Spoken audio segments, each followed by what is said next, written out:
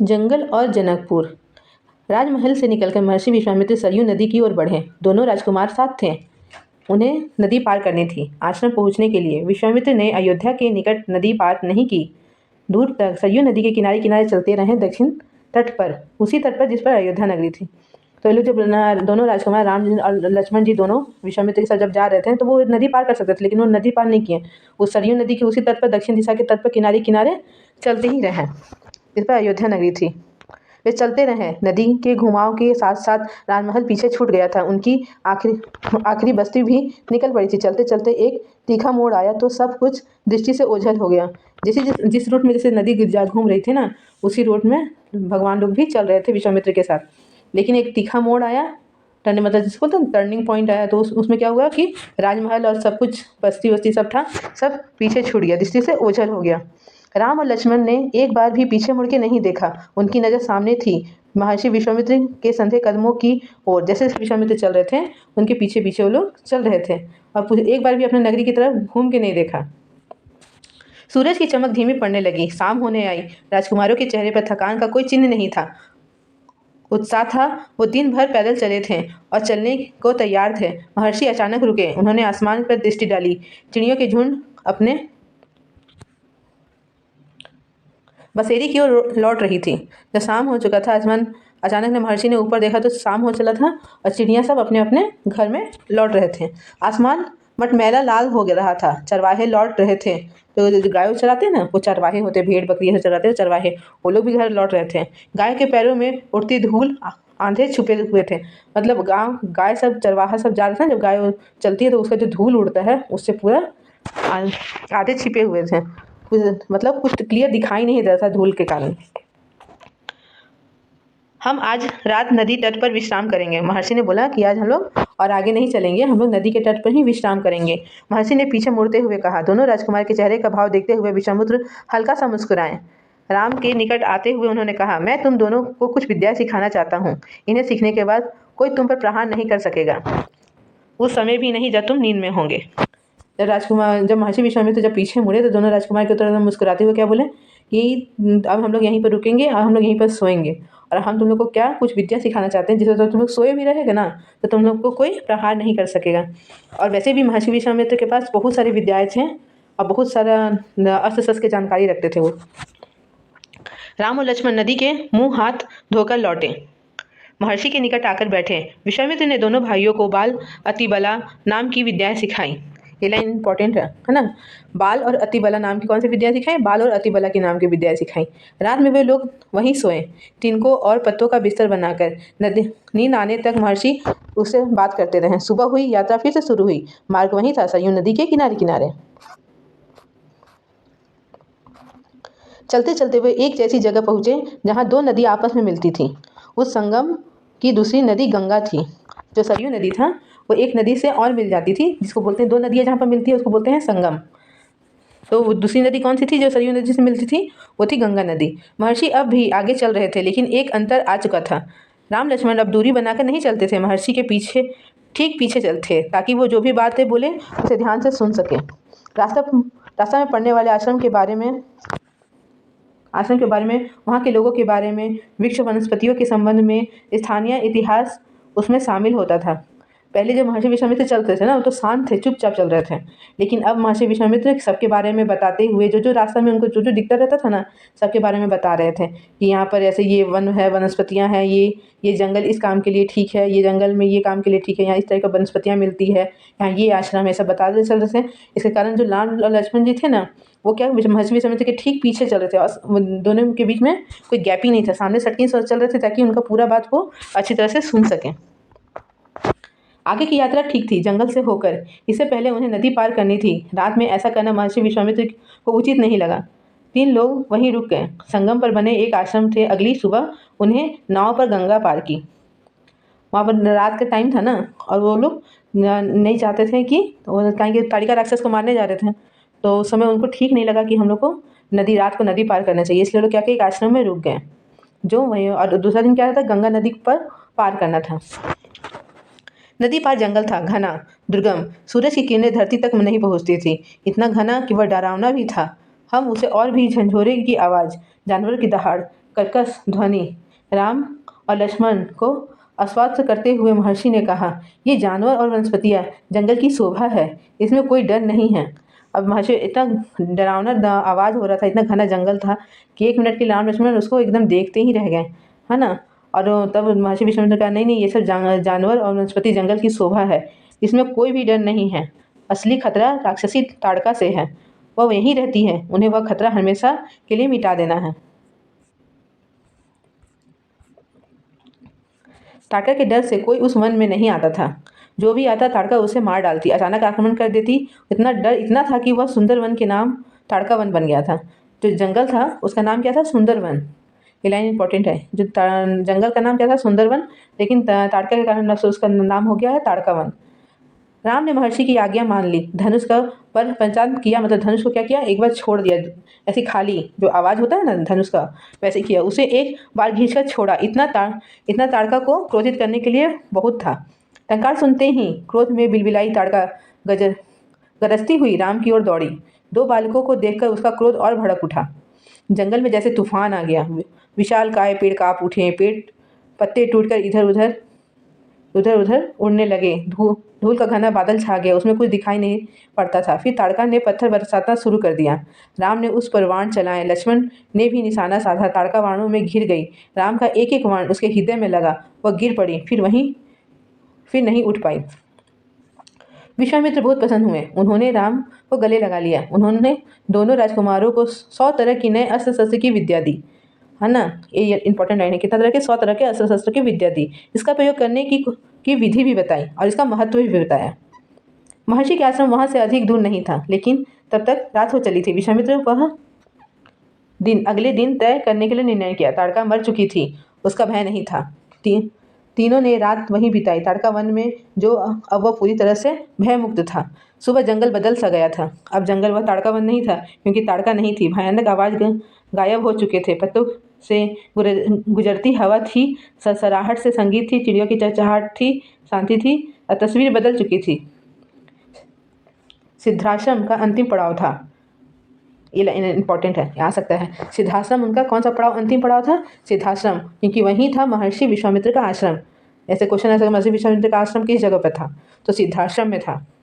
मनोहारी थी, प्राकृतिक सौंदर्य के आनंद लेते तीनों लोग जल्दी ही आश्रम में पहुंच गए। आश्रमवासी ने उनकी अगवानी की, अभिनंदन किया, उनकी प्रसन्नता दुगनी हो चुकी थी। महर्षि विश्वामित्र के आश्रम लौटने की खुशी, राम लक्ष्मण के आगमन की खुशी, विश्वामित्र यज्ञ की तैयारियों में लग चुके थे। 5 दिन तक सब ठीक ठाक चलता रहा, शांति से, निर्विघ्न से, मतलब किसी भी विघ्न के बिना। लगता था कि राजकुमारों की उपस्थिति ही राक्षसों को भगा दे रही थी। राम लक्ष्मण ने यज्ञ पूरा करने तक ना सोने का निर्णय लिया। वे लगातार जागते रहे, चौकस रहे, कमर में तलवार, पीठ पर त्रिणीन, हाथ में धनुष, प्रसन्नता चढ़ी हुई, हर स्थिति के लिए तैयार। अनुष्ठान का अंतिम दिन अचानक भयानक आवाज़ों से आसमान भर गया। सुबाहु और मारीच इसके पुत्र थे, इसके ताड़का के पुत्र थे। सुबाहु और मारीच ने राक्षसों को दल बल के साथ आश्रम में धावा बोल दिया। मारीच क्रोधित था, यज्ञ के अलावा भी इस बात की राम लक्ष्मण ने उनकी माँ को मार रहा था, ताड़का को। राम ने राक्षसों का हमला होते ही कार्रवाई की, धनुष उठाया और मारीच पर निशाना लगाया। मारीच बाण लगते ही मूर्छित हो गया, बाण के वेग बहुत दूर जाके गिरा, समुद्र के किनारे वह मारा गया। जब होश आया तो उठकर दक्षिण दिशा की ओर भाग गया। वो क्या हुआ? मरा नहीं था, है ना। वो क्या, बेहोश हो गया था, और जब होश आया उसको तो दक्षिण दिशा की ओर भाग गया। राम का दूसरा बाण सुबाहु को लगा, उसके प्राण वहीं निकल गए। सुबाहु के मरने पर राक्षस सेना में भगदड़ मच गई। वे चीखते चिल्लाते भागे, कुछ लक्ष्मण के बाणों का शिकार हुए, अन्य जान बचाकर भाग खड़े हुए। महर्षि विश्वामित्र का अनुष्ठान संपन्न हुआ। राम ने महर्षि को प्रणाम करते हुए पूछा, अब हमारे लिए क्या आज्ञा है मुनिवर? महर्षि ने राम को गले लगाकर कहा, हम लोग यहाँ से मिथिला जाएंगे। मिथिला जनकपुर, मतलब ये सीता माता का जन्मभूमि मिथिला। महाराज जनक ने ये कहा विदेहराज के दरबार में, मैं जानता हूँ तुम दोनों मेरे साथ चलो इनके आयोजन का हिस्सा लेने। महाराज के पास एक अद्भुत शिव धनुष है, उसे देखने के लिए। राम और लक्ष्मण अगले दिन को लेकर उत्साहित थे। नए स्थान पर देखने और जानने का अवसर, सोन नदी पार करके विश्वामित्र मिथिला की सीमा के पास पहुँचे। अब कौन सा नदी पार की उन्होंने? सोन नदी पार की और मिथिला का सीमा पर पहुँच गए। उनके शिष्यों और राजकुमारों के साथ वे गौतम ऋषि के आश्रम में होते हुए नगर में पहुँचे। राजा जनक के महल से बाहर आकर विश्वामित्र ने स्वागत किया। तभी उनकी दृष्टि राजकुमारों पर पड़ी। विदेह राज चकित रह गए, वे स्वयं को रोक नहीं पाए। महर्षि से पूछा, ये सुंदर राजकुमार कौन है? मैं इनके आकर्षण से घिसता चले जा रहा हूँ। ये राम और लक्ष्मण है, महाराज दशरथ के पुत्र। मैं इन्हें अपने साथ लाया हूँ यह अद्भुत धनुष दिखाने के लिए। विदेहराज ने महर्षि, अपने शिष्यों और राजकुमारों को ठहरने की व्यवस्था की एक सुंदर उद्यान में। अगले दिन सभी आमंत्रित लोग, ऋषि मुनि और राजकुमार यज्ञशाला में उपस्थित हुए। वो महर्षि ने फिर धनुष का उल्लेख किया। महाराज जनक अपने अनुचरों से आज्ञा दी, शिव धनुष को यज्ञशाला में लाएं। शिव धनुष इतना भारी था कि उसको यज्ञशाला में लाना पॉसिबल नहीं था। तो वो एक क्या होता है, एक गाड़ी जैसे कि ट्रॉलर जो होता है ना, ट्रॉली जैसे खींचने वाला, उस टाइप का उस समय बना था, उससे वो लाया गया था। शिव धनुष सचमुच विशाल था, लोहे की पेटी में रखा हुआ था। पेटी के पहिए लगे हुए थे, 8 पहिए। उसे उठाना लगभग असंभव था। पहियों के सहारे खींचकर उसे एक दूसरे जगह ले आया गया था।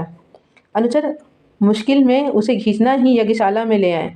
इतना उन लोगों को मुश्किल था उसको खींच के ही, जबकि चक्का लगा हुआ था, उसमें सब कुछ लगा हुआ था, उसको खींच के लेके आना ही वो लोग के लिए बहुत ही, मतलब क्या बोलते हैं, बहुत मुश्किल रहा। धनुष देखते ही विदेहराज एक पल के लिए उदास हो गए। धनुष को देखें उसके बाद वो एक तरह के उदास हो गए, क्योंकि अभी धनुष को कौन उठाएगा और किससे उनका पुत्री का शादी होगा, सीता का शादी किसके साथ होगा, वो बहुत ही परेशान हो गए। वो एक प्रण ले लिए थे, लेकिन अब कौन उठाएगा कौन नहीं करेगा। ये जो धनुष है ना, जो इतना भारी है, जिसको उठाने के लिए इतना सब कोई परिश्रम कर रहा था। जब सीता माता बच्ची थी ना, छोटी थी ना, तो धनुष को उठा उठा के वही धनुष के साथ खेलती थी। तो सोचो सीता माता कितनी पावरफुल थी, जिसके कारण उन्होंने ये किया था कि इस धनुष को जो उठाएगा उसी के साथ हम अपने बेटी का शादी करेंगे। उन्होंने कहा, मुनिवर, मैंने प्रतिज्ञा की है अपनी पुत्री सीता के विवाह के संबंध में। जो यह धनुष उठाकर उस पर प्रत्यंचा चढ़ा देगा, वह उसी के साथ सीता का विवाह होगा। अनेक राजकुमारों ने प्रयास किया और लज्जित हुए। उठाना तो दूर, वो हिला तक नहीं सके, प्रत्यंचा क्या चढ़ाते। विदेह राज का संकेत समझकर महर्षि विश्वामित्र ने राम से पूछा, उठो वत्स, यह धनुष देखो। राम ने सिर झुकाकर गुरु की आज्ञा स्वीकार की। आगे बढ़े, पेटी का ढक्कन खोल दिया। राम ने पहले धनुष को देखा, फिर महर्षि को। गुरु का संकेत मिलने पर राम ने उस विशाल धनुष को सहज ही उठा लिया। यज्ञशाला में उपस्थित सभी लोग हतप्रभ हो गए, मतलब आश्चर्य हो गए, कि कैसे उठा लिया ऐसे करके। उनकी प्रत्यंचा चढ़ा दी। मुनिवर, राम ने पूछा, अवश्य, यदि ऐसा कर सकते हो तो। विदेहराज चकित थे। राम ने आसानी से धनुष झुकाया और ऊपर से दबाकर प्रचंडता खींची। तनाव से धनुष बीच से ही टूट गया, 2 टुकड़े हो गए। बच्चों के खिलौने की तरह, जैसे बच्चों को खिलौने का धनुष कैसे टूट जाता है एकदम ईजिली। तो कोई आदमी हिला नहीं पा रहा था। उन्होंने क्या किया, आराम से उसको उठाया भी और बीच से तोड़ भी दिया। प्रचंडता चढ़ाई तो बस टूट गया। यज्ञशाला में सन्नाटा छा गया। सब चुप थे, एक दूसरे की ओर देख रहे थे। सभागार की चुप्पी महाराज जनक ने तोड़ी। उनकी खुशी का ठिकाना ना था। उन्हें सीता के लिए योग्य वर मिल गया था। उनकी प्रतिज्ञा पूरी हो गई थी। जनक राज ने कहा, मुनिवर, आपकी अनुमति हो तो मैं महाराज दशरथ के पास संदेश भेजूं। बारात लेकर आने का निमंत्रण, यह शुभ समाचार शीघ्र भेजना चाहिए। अब क्या हुआ ना कि उन्होंने धनुष तोड़ दिया, तो महाराज जनक का चिंता दूर हो गया, क्योंकि वो तो सोच ही रहे थे अब कोई उठा ही नहीं पा रहा है, कोई उठा ही नहीं सकेगा, तो मेरी बेटी का शादी कैसे होगा। वो सोच ही रहे थे। तब तक राम भगवान ने क्या किया कि उठा के उसको तोड़ भी दिया। वो बहुत खुश हो गए। उन्होंने बोले कि निमंत्रण भेजा जाए, उनको संदेश भेजा जाए कि उनका बेटा के साथ मेरी बेटी का शादी होगा। महर्षि की अनुमति को दूत अयोध्या भेजा गया। सबसे तेज चलने वाले रथों से इसके बीच जनकपुर में धूम मच गई। बारात के स्वागत की तैयारियां होने लगी। नगर की प्रशंसा चरण पर थी। महाराजा जनक के संदेश मिलते ही अयोध्या में खुशी सी छा गई। आंगन फानन में बारात तैयार हुई, मतलब एकदम जल्दीबाजी में एकदम बारात को तैयार किया गया। हाथी, घोड़े, रथ, सेना, बारात को मिथिला पहुँचाने में 5 दिन लग गए। अब सब तैयारी हुआ, एकदम जल्दी जल्दी में सब तैयारी हुआ, क्योंकि वो लोग तो तैयार ही नहीं थे। वो लोग तो बोल रहे थे विश्वामित्र के आश्रम में गए हुए हैं, है ना, और उनको कोई यज्ञ करना, यज्ञ को संपन्न करने के लिए। फिर अचानक से पता चलता कि उनका बेटा का शादी ठीक हो गया। अब जल्दी जल्दी में वो अपना तैयारी किए और फिर जल्दी जल्दी में वो 5 दिन लगा उनको मिथिला पहुँचने में। जनकपुरी जगमगा रही थी। हर मार्ग में तोरण द्वार, हर जगह फूलों की चादर, एक एक कोना पर सुवासित, हर घर के प्रवेश द्वार में वंदनवार, एक घर से मंगल गीत, मुख्य मार्ग के दर्शकों को अपार भीड़, खिड़कियां और छज्जों से झुकती महिलाएं, एक एक नजर राम को देख रही थी। राम सीता की जोड़ी दिख रही थी। विवाह के से ठीक पहले विदेह राज ने महाराज दशरथ से कहा, राजन, राम ने मेरी प्रतिज्ञा पूरी की, बेटी सीता को अपना लिया। मेरी इच्छा है कि छोटी पुत्री उर्मिला का विवाह लक्ष्मण से हो जाए। मेरे छोटे भाई कुशध्वज की 2 पुत्रियां हैं, मांडवी और शत्रुकृति। ये लाइन भी इम्पोर्टेंट है। तो महाराजा जनक थे, उनके छोटे भाई का नाम क्या था? कुशध्वज। उनकी 2 पुत्रियां थीं, मांडवी और श्रुतिकृति। कृपया उन्हें भरत और शत्रुघ्न के लिए स्वीकार करें। राजा दशरथ ने यह प्रस्ताव तत्काल मान लिया। विवाह के बाद बारात कुछ दिन जनकपुरी रुकी। बाराती बहुओं को लेकर अयोध्या लौटने के लिए रानियों पुत्र वधुओं की आरती, स्त्रियों के फूल बरसाया, शंख ध्वनि और से गलियों में गूंज उठी। वह आनंदोत्सव लगातार कई दिनों तक चलता रहा।